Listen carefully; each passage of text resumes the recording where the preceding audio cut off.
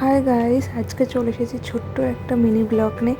আজকে গেছিলাম আমরা শোভাবাজারে অন্নপূর্ণা হোটেলে ফিশ কচুরি খেতে। সত্যি দারুণ কচুরিটা ছিল, জাস্ট ওয়াও।